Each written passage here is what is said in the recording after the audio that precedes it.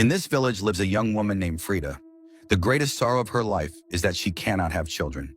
And because of this, she is constantly judged and looked down upon by the people around her. Her husband does everything he can to comfort her, but it's not as if they haven't tried. The problem lies with Frida herself, making it impossible for her to become pregnant. Even so, Frida refuses to lose faith. She regularly visits the church and prays to God every single day, hoping for a miracle that will allow her to bring a child into the world. Driven by desperation, she ventures toward the forest near the village, a place everyone believes is cursed. The villagers have tied ropes and hung crosses along its borders because they believe a supernatural force dwells inside, and anyone who enters never returns the same person again. Despite the terrifying stories, Frida takes the risk and crosses the boundary to collect a rare herb that is rumored to cure infertility. Fearful of what might be lurking in the woods, she hurriedly gathers the plants and rushes back, all while strange and chilling whispers continue to echo behind her from deep within the forest. By evening, the villagers gather to decide the fate of a man named Gilo. He has been accused of trying to force himself on Sasha, one of the village women and Frida's close friend. However, because Jallo is an influential figure in the community, the villagers choose to overlook the seriousness of his crime, and in the end, they forgive him. Frida then brings the herbs to the village priest, Romo, who also happens to be her father. She asks him to prepare the medicine once again. Although they have already tried this remedy many times before without any success, Frida refuses to give up. She firmly believes that God will eventually reward her faith and perseverance. Romo agrees to her request and begins preparing the medicine once more. Afterward, Frida visits her friend Sasha, who has been completely devastated by what happened. Sasha tells her that living in the village is worse than death, and that she would rather disappear forever into the cursed forest and its endless fog. Frida tries to reassure her, saying that God does not see her the way the villagers do, but Sasha has already lost all faith, even in God himself. Sometime later, Frida is helping Galo distribute meat among the villagers, but when it is Sasha's turn, Galo once again tries to humiliate her by giving her a smaller portion. Frida refuses to go along with his cruelty and secretly hands Sasha some extra meat instead. The gesture enrages Gilo. He suddenly lunges at Frida, but she manages to defend herself. Then Gallo crosses every line by making a disgusting remark, claiming that he could help Frida get pregnant if she agrees to sleep with him. Furious and disgusted, Frida grabs Sasha and immediately walks away. Meanwhile, Gilo is left seething with anger after being publicly humiliated. As the next step in Frida's treatment, her father Romo prays for her. He prepares a bowl filled with a mixture of medicinal herbs and instructs her to mix it with her own urine before burying the bowl in a safe place. He explains that if worms appear in the urine by the next day, it would mean her condition has not been cured and that she is still unable to conceive. But little by little, Frida's husband, Hai, begins to change. After waiting so many years for a child, he has grown exhausted and frustrated. He keeps staring suspiciously at the buried bowl. Frida then tells him that the meat they are eating came from a pregnant pig because her father believes it could help solve their fertility problem. Hearing this, Hai becomes irritated and firmly says that no one should imply the problem lies with him. In his eyes, Frida is the only one responsible for their inability to have a child. With that, he storms off. A short while later, Frida notices him talking to another woman. The sight breaks her heart, but she remains silent because deep down, she understands that Hai desperately wants a child too. Frida eventually buries the bowl near the edge of the forest. However, almost immediately, she begins to feel a strange and irresistible pull toward the fog-covered woods. Even though she knows the forest is extremely dangerous, she can't ignore the feeling. Just then, the same creepy man, Gilo, appears behind her once again. At first, Frida is too terrified to enter the forest. Suddenly, flocks of birds burst out from the trees and fly away in panic, as if something horrifying is chasing them. But Galo keeps moving closer, leaving Frida with no choice except to run into the woods. She believes Jallo will stay back out of fear, knowing the forest is cursed, but his lust has blinded him so completely that he no longer cares about the terrifying legends surrounding the place. Eventually, Gallo catches up to Frida, and his true monstrous nature is revealed once again. He tries to force himself on her, but Frida fights with every ounce of strength she has to save her life. Her resistance only makes Gallo even more violent, and he wraps his hands around her throat, slowly choking her. Just as Frida is about to lose consciousness, An absolutely horrifying moment unfolds. Out of nowhere, a mysterious force suddenly intervenes, brutally kills Gilo, and drags his body away into the darkness. Frozen with fear, Frida doesn't even dare look back. All she can hear are Yellow's agonizing screams echoing through the forest. Even in her weakened condition, she desperately crawls away, trying to escape.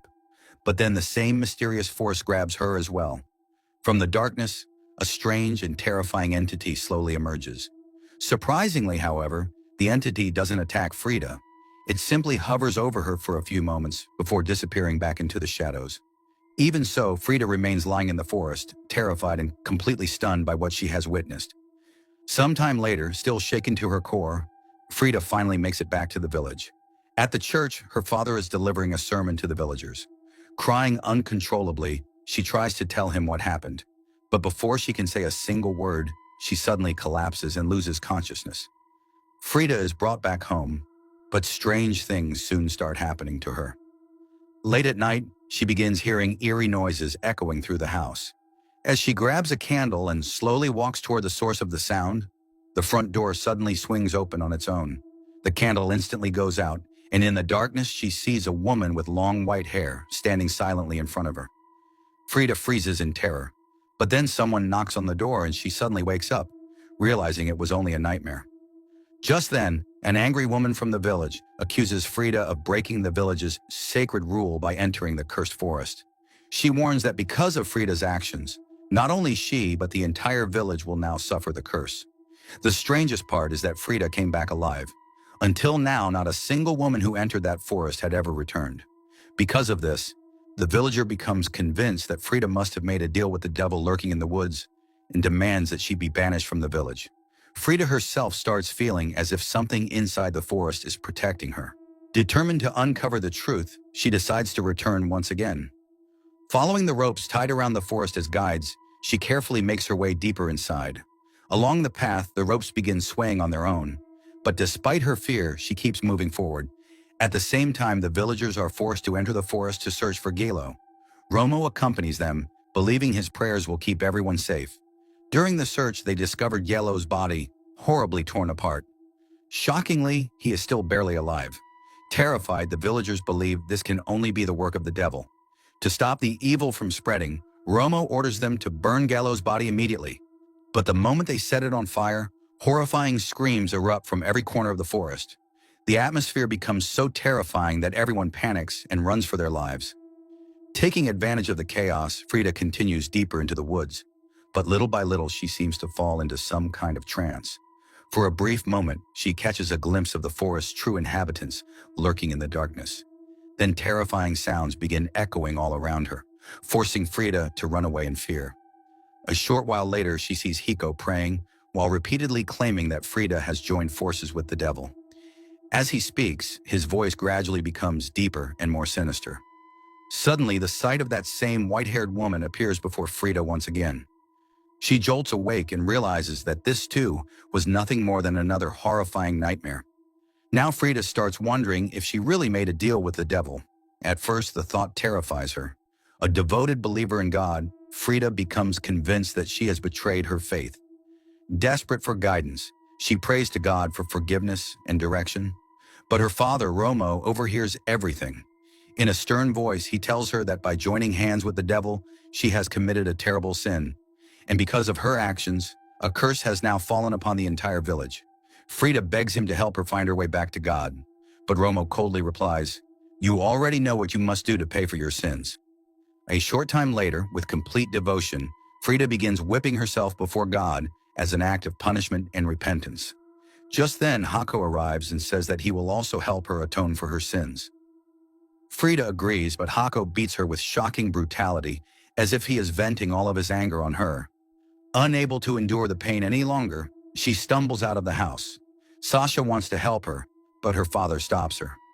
Everyone in the village begins treating Frida as if she has betrayed God himself. Even her own father, Romo, shuts the door the moment he sees her. Feeling completely abandoned and alone, Frida breaks down in tears. Her situation gets even worse when she checks the hidden bowl of urine she had been keeping and discovers that it is once again crawling with worms. It means the treatment has completely failed for a second time. Now Frida starts believing that even God has abandoned her. Then, without warning, smoke begins rising from the bowl, making the atmosphere even more terrifying. At that very moment, Frida feels the same strange pull toward the forest again. As if controlled by an unseen force, she slowly walks deeper into the woods. She reaches the place filled with skulls, drops to her knees, and instead of praying to God, she begins praying to the mysterious powers of the forest. The distant screams only add to her growing fear. But moments later, those screams are joined by the sound of massive, heavy footsteps. Suddenly, a horrifying entity appears right in front of her. Its body doesn't look human at all. It seems to be made entirely of twisted branches and tangled tree limbs. The creature stares at Frida without blinking. Then all of a sudden, it forces something into her body, causing her to collapse to the ground. From that very moment, the entity takes control of Frida and begins performing a bizarre ritual that connects her directly to the forest and the dark supernatural forces that dwell within it. During the ritual, Frida witnesses several horrifying visions. Among them, she sees a mysterious woman dressed in white. It seems as if the ceremony is somehow curing Frida's infertility.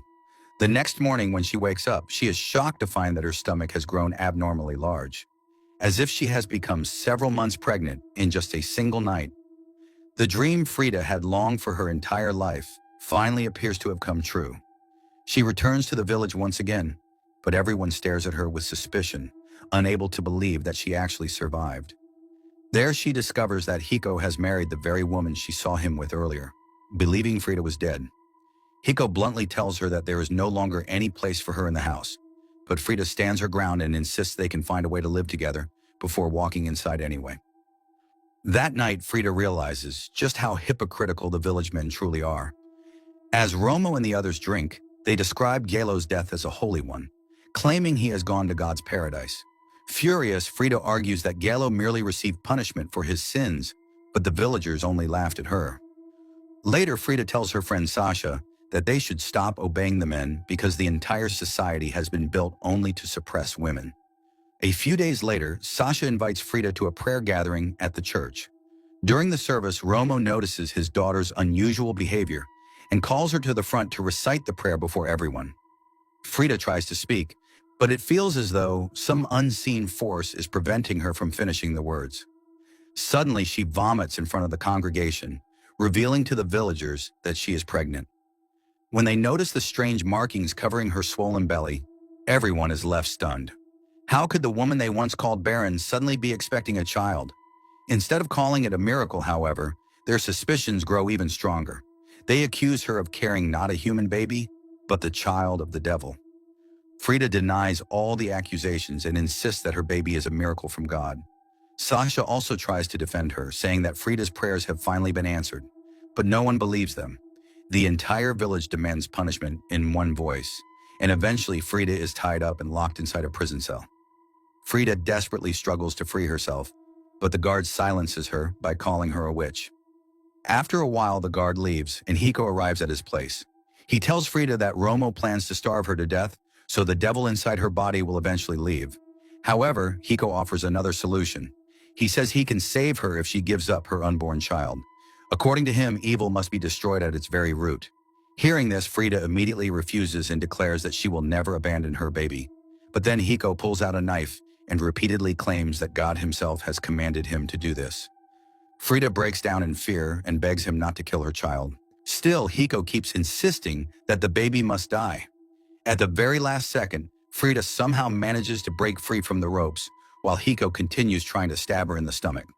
Suddenly, she grabs his arm with an unnatural force. Her strength is nothing like that of an ordinary human. At the same time, Frida's face begins transforming into something demonic. Hiko is so terrified that he drops his torch, setting the prison ablaze. For several moments, he can hear Frida's agonizing screams echoing through the flames. Then, without warning, everything falls completely silent. The fire mysteriously extinguishes itself, and Frida escapes. Soon afterward, the entire village chases her into the forest. In the darkness, an invisible force seems to be protecting Frida, but despite its efforts, she is captured once again. Romo orders Hiko to kill both Frida and the unborn child growing inside her, believing that only then will the devil be destroyed forever. But just then, a horrifying scream echoes through the forest, and several villagers are dragged away by an unseen force.